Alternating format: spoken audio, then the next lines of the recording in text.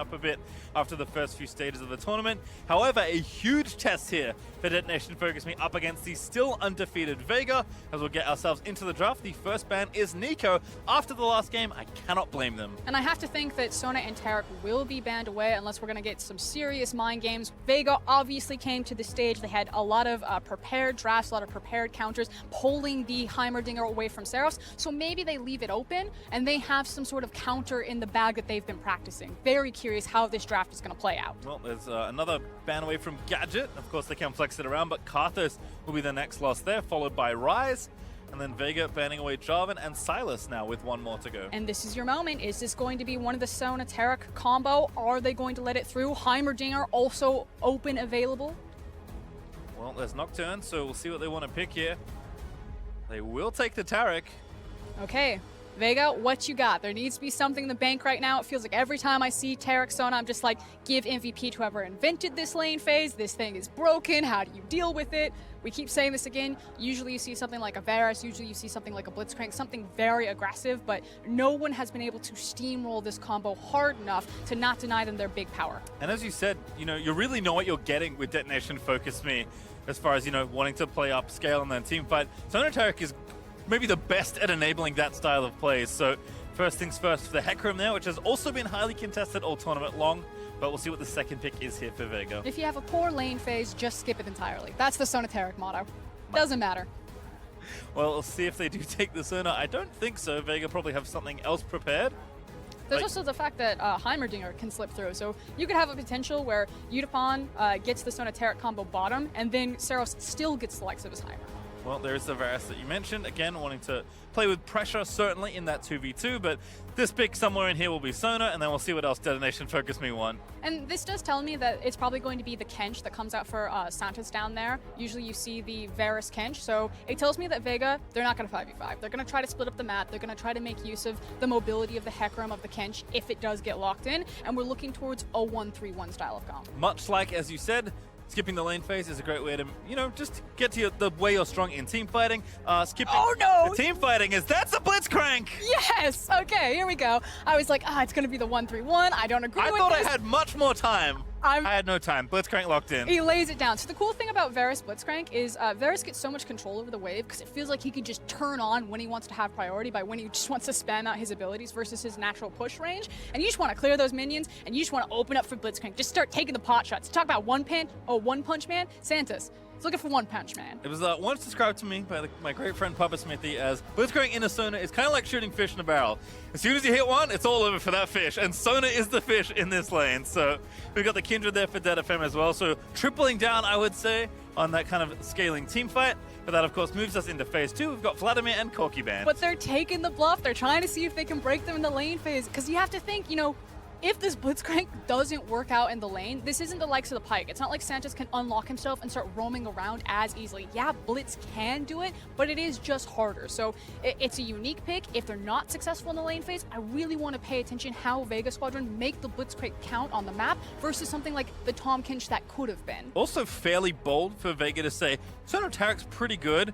This is a game that if we win, we move ourselves to the next stage of the tournament. Have it. I reckon we can beat it. I also think that, so I was curious if this last ban was going to be something like an Azir, because when you have the Kindred on top of the Sona Tarek, we see how that works. I just think an Azir would be so potent for VEG Squadron's composition, or something like a Gragas, something to get them off of the Kindred ultimate to try to deny one of the combos of this invulnerability composition. Certainly got room there in the jungle as Zoe gets locked in. Looks like mid lane there for Nomads. Hard pushing. A poke there as well. I mean, if you have initiative in the siege, certainly good to pick off something like the Kindred or the Sona between the Varus and the Zoe. I mean, but usually the mentality is that, like, the Trinity force of hard engage, poke, and sustain. The KL makes sense. It's, again, the invulnerability composition. We've seen this one before. The no-die comp. I mean, eventually it's no-die. Oh my god, they have Morgana as well. Okay. We said we knew what we were getting when we cast the Detonation Focus Me game.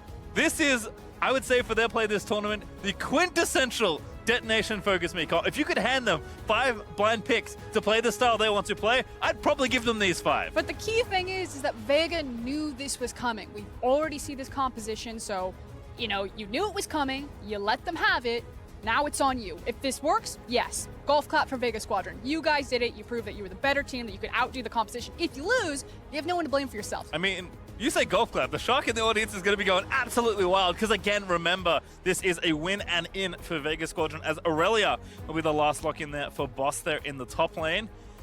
But Gauntlet certainly thrown in some ways. Detonation Focus, and he said, yep, we knew this was coming, and Vega Squadron say, we're undefeated. We plan to stay that way. And the last time we saw this composition from DFM, it basically was a PvE. I mean, Mega really just kind of watched them win the game. It was a spectator sport. This time around, I do want to hone in on the Zoe pick because I think it is actually quite interesting. So I was talking about the trinity of, you got your hard engage, you have your poke, and your sustain. And usually it kind of works where hard engage beats sustain because you don't want them to sustain up. You need to just burst them down. Poke will lose to sustain because it's just not going to make it count. So I think it's really important that No Man's is able to have massive burst damage and have kill potential, which Zoe can have if she gets ahead. Otherwise, she kind of turns into a CC bot from the back foot there. And I'm curious if it's going to be enough to actually put this heal composition down from DFM. Certainly have to see, but it does feel like at some point it is very tough to break through these 5 champions when they're grouped up. But as you kind of mentioned, went away a little bit from the 1-3 on Hecarim in the jungle. I mean, Aurelia can certainly get stuff done in the side lanes, so we'll see, but a fun one. And as always with the Sonatara lane, we'll be looking at the bot lane. And thankfully this time around, there's a Blitzcrank down there.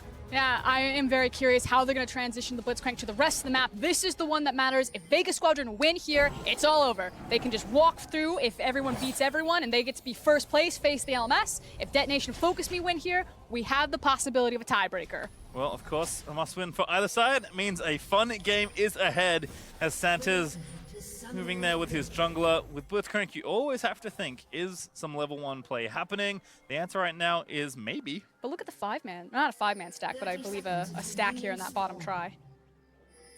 There's a ward down there as well, I believe, placed by Detonation Focus Me. So we'll have entrance into, vision, into that particular entrance.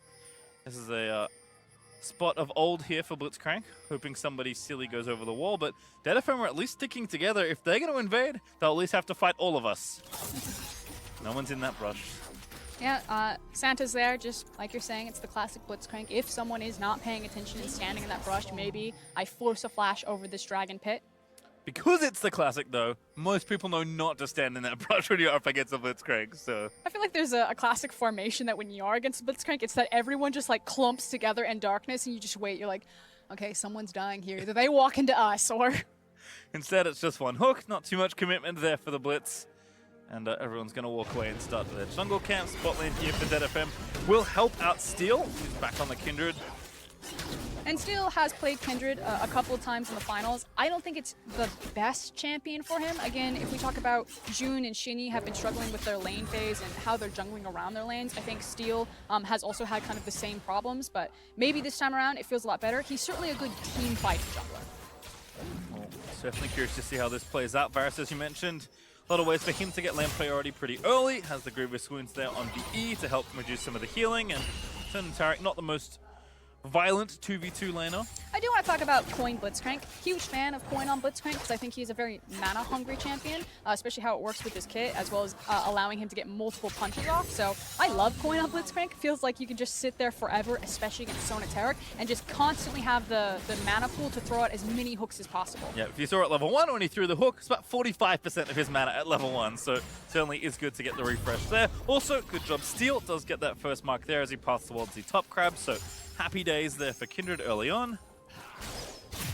Kind of curious that it is something like a Hecarim in the jungle, which hasn't been known for its really heavy ganks. Again, I mentioned the Gragas in Champion Select. I feel like I would have loved to see something like a Gragas, but it can mean that late game maybe it is an Anasik and Boss, like you're talking about, going out into those side lanes and playing that that map pressure. Maybe just a lot of reliability on old Blitzcrank here. Just pull him out of the ulti.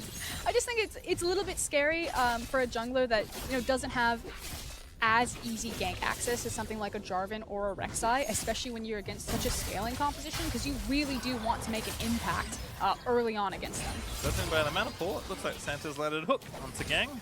But again, it's going to proc those stacks, be healed up, and poke feels nice sometimes, but you got to do all the damage versus this lane. Ananasik will take down this Scuttle Crab here on the bot side. see if there's any more pressure applied, or if it's maybe just going to be a bit more farming between the Kindred and the Hecarim. Feels like Varus does need to have the wave pushed up a little bit more, so there's less minions standing in front of Santas. Yeah, as you said, kind of the thing to do here in the lane is clear space. That requires minions not being in the way of your hook. But at the same time, you want to lure them closer so you can get on the back of the minion wave, have them have longer to run to, back to safety if you get the hook. This is the great struggle internally of Blitzcrank players. What do I do with the wave? You just want to hook him. You think a Blitzcrank player's thinking about true. the wave. He's like, no. It's only programmed to hook. That one unfortunately misses. Tries to throw it between two minions. Doesn't get a land in onto Gadget. A good amount of damage getting done. Ignite down onto Gang though, but that's... Oh no, sorry. That's Grievous Wound from Varus E. That one will get you sometimes. And of course, barrier heal here for the Sona and Tarek, so no Ignite there to try and all-in Gadget, but still a great trade. Yeah, forward trade. They didn't peek out where Steel was, but an Anastic does mean that they have a 2v1 potential top lane. Ghosting up here, Kale, always good to get early if you can. Early flash there from Evie, nice and respectful. Conqueror gonna proc there for Hecarim, but Evie out of there towards the turret. And I feel like it's about trying to get control over the wave and really punish Kale, who has a very difficult lane phase early on, now doesn't have access to the flash, will need some sort of assistance to help get this minion wave closer to her. Back down in the bot lane though, you can see that after that little trade, Yutapon and Gang feeling nice. That's actually getting the wave pushed into the turret now, up against Vega. And No Man's also been doing a fine job here, getting the wave pushed in and trying to have priority, but junglers really haven't been doing much invading. That bubble tags in, instant TP there from DFM. Just to cover for Steel. It is Evie, so at least he's close to the top lane, but that could have gone south very swiftly. I mean, he's ready. He's there for his team. He needs his jungler to come up. He's like, man, I scratched your back. I TP'd for you. The bubble was scary. Can you just cover a little bit for me? Yeah, you can see Boss actually doing really well here as far as the CS goes. Up almost 20 as ultimates are nearing for both these champions. Boss should hit it first just based on the control of the wave he's gotten. Hecarim's just going to run through. Looking for the stun, lands it. There's the Q follow-up. Conqueror going to activate. Boss doing the majority of the work on his own. Nice little Q there as well to get a little bit more. Needs two more orders and couldn't find them. So Evie going to trade back, and Tower Shot was taken. And you can see the confidence that gives Ananasik. He was actually running towards the lane, and I think he got distracted with the ward in the rush. Cleared that one out first. Big wave here for Evie, who wants to take it. Steel is here in his back pocket, which Vegas Squadron do know about. Steel actually going to harass onto the jungler. But level 6 there for Boss, also able to TP back, so don't think you can stick around too long here in this play. Yeah, the fight for the honey fruit, fight for the scuttle crab. Actually, a TP in there Boss towards the Scuttle Crab / the Honey, so that will go over to Vega. Tiamat now picked up for Aurelia. As Gadget missing Blitzcrank, who is roaming in towards the mid lane there, but Santa's going to return. And everything will be A-okay. Looks like those first few buys in bot lane have come through, but nothing too notable just yet. Yeah, and you have to say that with a slower early game, that this looks good for Detonation Focus main. We've seen this time and time again, that if you don't pressure them early on, especially against this competition, they can just roll over you. So it does feel a little bit that Vega are on a bit of a ticking clock here. So I'm curious to see when they're going to choose to break it. They'll have access to the Onslaught of Shadows fairly soon. Ananasik level 5, looking for that level 6. And I think it's then about finding priority for No Man's in the mid lane, and then maybe blitzing into the jungle, trying to control these jungle openings, and looking for plays on this map. Infernal up as the first Drake as well for this game, so certainly a good opportunity there. The teams want to make some sort of aggressive play. Good Black Shield there from Saras, actually nicely timed as the bubble came through. But again, this slower pace of game certainly has to feel fine here for the Japanese side. Vega, I feel like they had the idea of what pressure they wanted to apply. They had the Blitzcrank ready, but so far, no fruit has been born. I'm just curious to see how they'll play out the team fights if the lane phase doesn't go how Vega wants to, and how crucial the Blitzcrank silence is going to be, because I feel like that's also kind of the X factor here when you do have a Blitzcrank in a game. Everyone just thinks about the hook, but the silence can be really devastating. And again, if No Man's is like hard chunking people, hard finding people, you know, maybe that's the option. Instead of playing a poke composition with your Zoe and your Varus, you're playing more of a pick composition with your Sleepy Treble Bubble and your hook. Nanasik also now level 6 and took the red buff, so a lot more ability to affect one of these lanes or a fight if one were to break out. They're just continuing to farm up, denies that mark there on his Raptor camp by taking the camp away. I'm surprised how subdued the game has been, but again, top lane seems to be where Vega want to focus their attention. Steel is here ready with his ulti, but it might be a little too late. Good ult there from Evie. TP in now from Detonation Focus, maybe into the Lamb's Spite, activated just early enough. Morgana with the ulti, I think, but after the Drowsy, there's the first spot though for Aurelia. He's going to get the double kill and maybe make it all three as Vega find it in the 2v3. And it is so important that it is Aurelia of all these champions that is picking up these kills, because again, if this comes into the 5v5, if the Death Ball comes online, they need to be able to play out to a side lane, so you need to have the lane assignment pressure there. I was trying to figure out how Saras fell asleep, and he must have been bobbing when he was teleporting in, because Zoe was not there for that exchange, but Saras certainly fell asleep at the helm. TP down now for Vega. No Man's going to try and make it his turn, just picked up Saras off the ground. And DFM going to have to move this bot lane out of there, have the ultis ready to go. Udapon going to be the first target, already burnt Crescendo. There's the ulti, good flash hook, they need to get it done, and they will grab it. Gadget able to nab the kill. And the sunglasses couldn't come down in time, the flash hook to end it there, and they're able to push in this wave, possibly pick up some plates if they want to. So again, we talked about how Vega may be playing a little more subdued than we expected. Not as much pressure coming out of the 2v2 on the bot lane. Well, Ananasik was focusing his attention on Boss in the top lane, and it has paid heavy dividends now. And it finally did pay off. Can you imagine how devastating it would have been for Vega Squadron if that gank didn't work? If suddenly Detonation Focus Me had picked up those kills on the top side of the map and then used that as a bridge to get them to the 5v5 stage of the game as we take another look at it. And again, Boss makes it work here, but Ananasik here well and truly in time. A nice ult for Evie, but this TP was not enough. And like you're saying, the fact that Morgana comes in and then instantly falls asleep doesn't feel the greatest. I mean, luckily for him, still got the ulti off. Was enough plus the flash to save his life. Boss is maybe unlucky to not get all 3 kills. And like you're calling for the fact that the Crescendo was not available instantaneously, there's the teleport knowing that Morgana goes top, well, Zoe's then going to go bottom. And again, the stun there looks good. The Crescendo follows in, but No Man's like, wait a second, I can get in there. This Gadget barely flashes away. Almost had him there. Like See what they were looking for, but then overextended and punished by Zoe. Again, I do always love aggressive play in the bot lane, but barrier heal, not the most aggressive summoner spell choices. As you can see there, drop down on your screen, the stakes here for this one. Still a chance here for DFM if they win, but if Vega win, it is all done here in Group B. And they will move on to the knockout stage. Chain of Corruption, a little wide there from Gadget. Good double stun there again from Gang, as the follow-up comes in for the Crescendo. Gadget also under fire, but the Sona just not enough health to tank the rest of it. Gang will get the kill. So I guess the AD's trade is mid lane here for Ananasik ganking onto Saras. That's an easy pickup for Vega. Looks like Group A right now. Everyone's dying across the map. We're so used to Group B. It's the slow, it's the methodical one. We're going to take our time, get some breathing room. Everything is on fire. I feel like after Game 4, just blitzing through that for Vega, people have been inspired by the pace of play that has now been presented, and are certainly fairly breakneck, but it is favoring Vega in these first 11 minutes. Up almost 3,000 gold. Still have a Drake to take, but apparently there's too much fighting to try and take objectives. Who needs dragons? Just kill people. Or turrets, or Rift Herald. Just blue buffs all No Man's gonna need as he picks that up.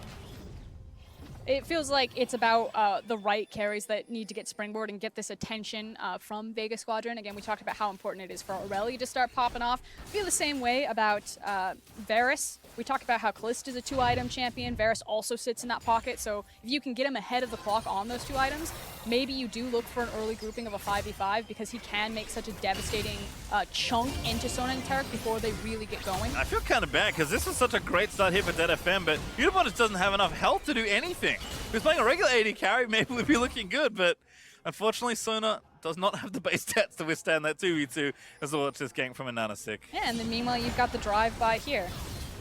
Really well played. The fact that when he is locked up by the binding, he's not under the tower there. It's a nice angle too. The onslaught of shadows. So Rift Herald, they heard me. They will take this first objective for themselves as No Man's continues to get plates and throws the battle start in maybe the opposite direction. Maybe just wanted to try and poke Saras with it. Rift Herald though over to the jungle. And we'll see if they can look to bust down that first turret, which still has that bonus gold attached. Also, good heads-up play from Gadget and Santas to see that while Rift Herald was being forced for the mid lane position, that Kindred was eyeing the Infernal Drake to force Detonation Focus Me off of it. Gonna collect the plates. Here's Steel though, in onto No Man's, who will cleanse that one he picked up though. So, still holds on to his real summoner. Plate gold there goes over, but no turret still, so both both teams really still on the hunt for that first major objective. And it feels like eventually Zoe is going to get the better and start chipping away at this. It's one of the nice things about Zoe. It feels like she has great pressure on a mid lane tower. Do want to point out Saros' build path for the Morgana. Looks like he's going for that more kite back Morgana where you have the, GLP? The frozen hose. With the glacial augment there.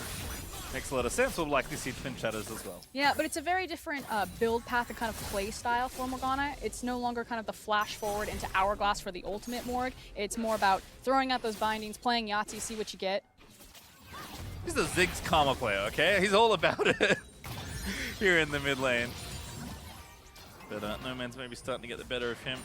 Pushing it in, getting damage on the turret. That does leave room now with Zoe pushing for Vega to take that first objective I mentioned. That will be a nice, spicy Infernal. I think Infernal actually means a ton for No Man's on this Zoe in particular into this type of composition. Because if this Zoe actually just has 100-0 kill pressure on someone in like a single rotation, that means the world for like long range engage inside a comp that can have relatively low range in it. So keep your eyes on Boss there in the top lane. Has 2 components of the Triforce and getting pretty close. In fact, with 1,700 gold in the bank, he's ready to purchase that up. So already he's looked so good. He's actually almost up to 40 CS ahead in this lane. But once that Triforce comes in, news is going to get even worse there for Evie, who on the Chaos still needs to finally farm and the levels to get things going. Isn't that the classic against Kayle, though? You're just, how far ahead can I get of her in the lane phase to try to make it matter less when she gets access to level 11, level 16? I have to agree, but I don't know. I wouldn't be confident in my ability to survive this Aurelia, but Evie has certainly shown great form in this tournament. Whether it's Kayle or the Vladimir, certainly been the play that as advertised from Japan. I do agree with Shinny's assessment when he was asked, what was going to be the outcome of this match, that he leaned towards Vega Squadron as kind of being the stronger team. I feel like Detonation Focus Me have really core team fighting, but again, there are holes that you can exploit. We see Vega Squadron exploiting them this game to start it off. They definitely did it in the first time that they faced. But it's just the fact that, Detonation Focus Me have a composition like this.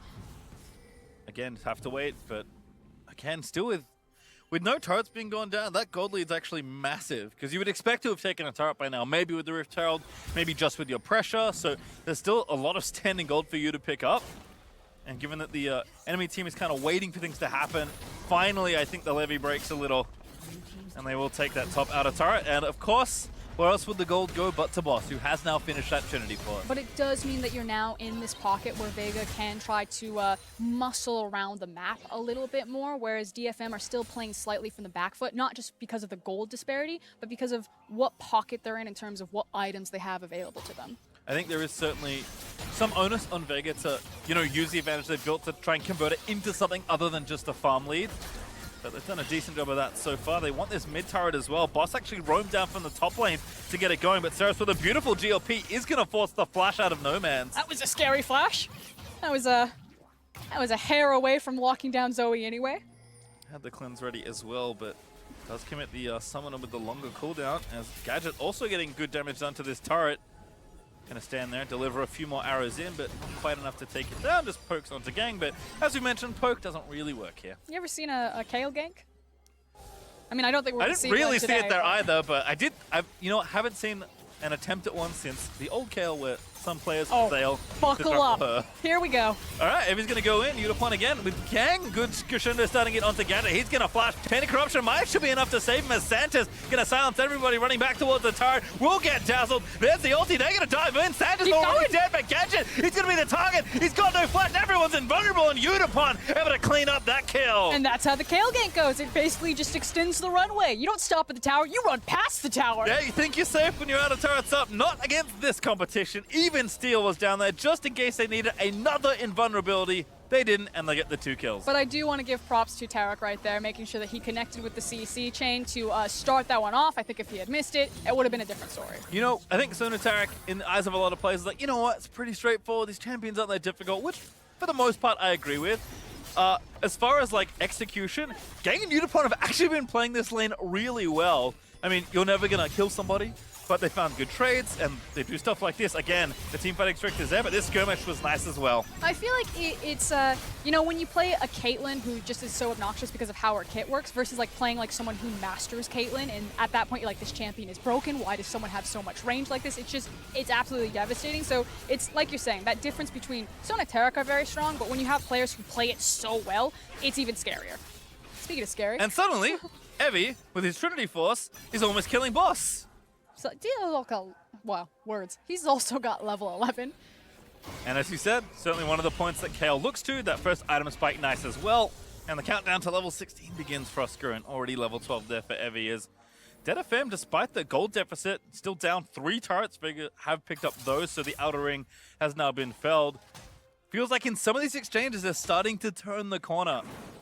And it goes back to them having the confidence in executing on this comp. But it's not just that they're playing something OP, it's just that they really know how to get the most OP out of it.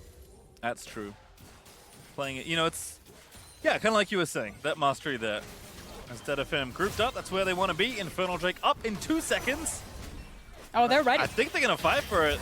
You think? I think they're going. They're walking in. Oh, gang again with a flash cleanse. Good from No Man's. Santa's though, the next one, bubble on the ground, not going to be picked up by Evie.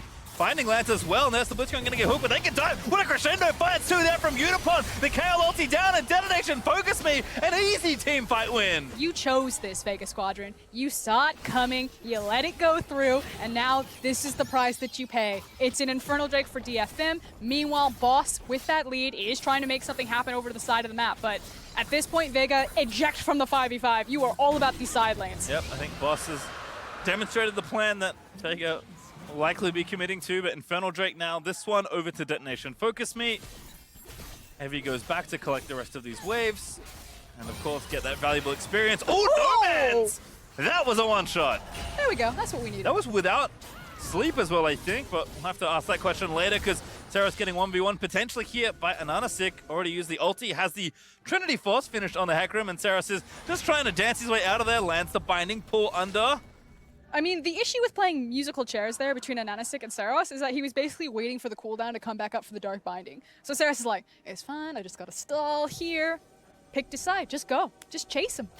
Well, worked out. Saros able to survive a scary looking 1v1. The Detonation Focus Me certainly have survived the early stages of this game. They're on that survive. Oh yes, they're on it. Don't you worry. We all know at home. Now Detonation Focus Me, no, but I think they're about to get one shot again. Evie will live, and actually 2 up here. Stealing gang ready, but the Baron maybe gonna get stolen. Oh, they tried to get it down, but Ananasik able to grab the Baron. Now the team fights up, but the Lambjo's fight only helps Vega Squadron, who finds the kills as they're just gifted over to them. A complete fumble there from Detonation Focus Me. Didn't get close enough to the Baron right there. Vega Squadron, they mow it down. They took the check. Hey, if this is not warded, we are going to burn through this so quickly. We have the Blade of the Rune King. We had these champions that can just cut through it, and now marching up the mid lane. All right, so I mentioned Detonation Focus Me maybe starting to turn the corner. Hit a roadblock, unfortunately for them, and with this Baron, Vega Squadron going to launch in and take a significant chunk of this base. I mean, it's the fact that Detonation Focus Me or turn the corner, but they still have to drive on the road. This composition for Vega, they've gone off-road. Yeah, happens when we have a Hecarim, I suppose. Master of the highways. As an inhibitor in mid will fall as a result. And all of a sudden that, 3,000-4,000 gold lead that Vega had, what felt like Detonation Focus Me could play around, has moved itself to 8,000 because of plays like this. A very bold Baron call by Vega. And it's so difficult to walk into this Baron pit when they have complete vision control because No Man's is so far ahead of the clock, and just look at the damage that he's able to output. It's a heartbreaking Kindred ult as well. He tried. He did, but a few inches short. And that's Baron over to Vega, plus 3 kills. And you mentioned No Man's needs to be one-shotting people to get stuff done. Almost at a death cap now.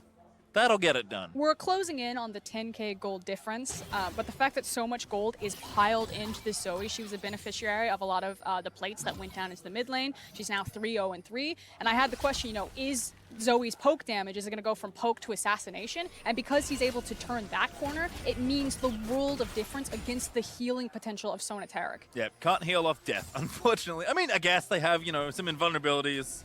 There are certainly ways to avoid it for a short while, but Vega firmly in the driver's seat. They already had a lead. They've exploded that lead after that Baron call.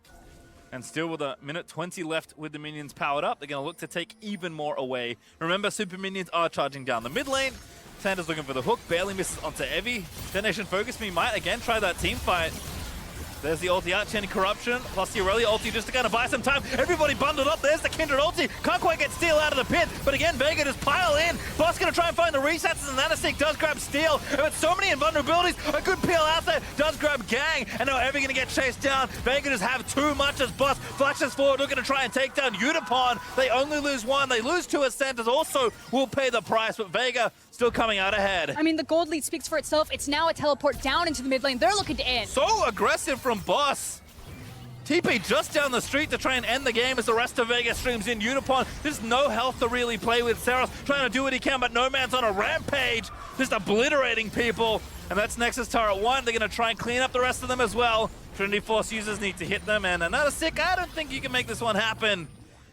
DFM will respawn. That teleport does not give them the win yet. And one of the interesting things about Vega's comp, as I see it play down, yes, they have a massive gold lead, and maybe that is just enough of the buffer. But what is interesting about Aurelia and Zoe is the amount of tempo that they can control in a fight. They're not reliant on one massive cooldown like a Shockwave, like a Crescendo, like a Lamb's Respite, like that big R on a big cooldown to make effective fights work for them. They can quickly go through a lot of their spells repeatedly. And it feels like as soon as all of the invulnerabilities, all of these big cooldown ultimates go for DFM, like you said, there's just still so much left in the tank for Vega Squadron. Zoe is continuously putting out the damage, continuously throwing those shots.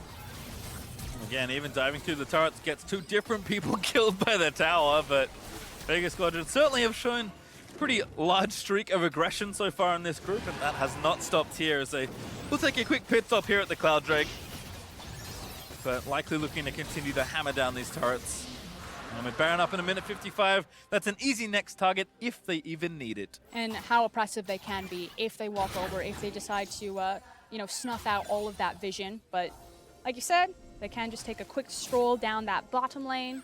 They've got a big window to work with before that Baron timer comes up if they want to secure it to end the game. But otherwise, should just be taking the free objectives. And Vega just looking like the better team. They gave the composition. They said, hey, we can beat it. They gambled right.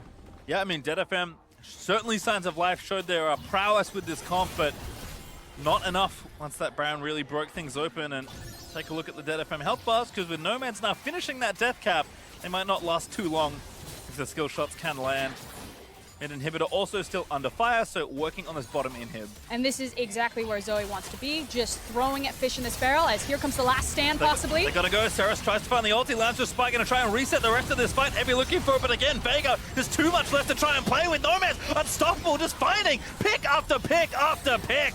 And Vega gonna surge into the base and clean up all the kills they can. A double kill there for the jungler. Make it 3 as he grabs the triple off of Unipon. And it's only Saros left to defend, and open Nexus as Vega Squadron will fly undefeated towards the knockout stage.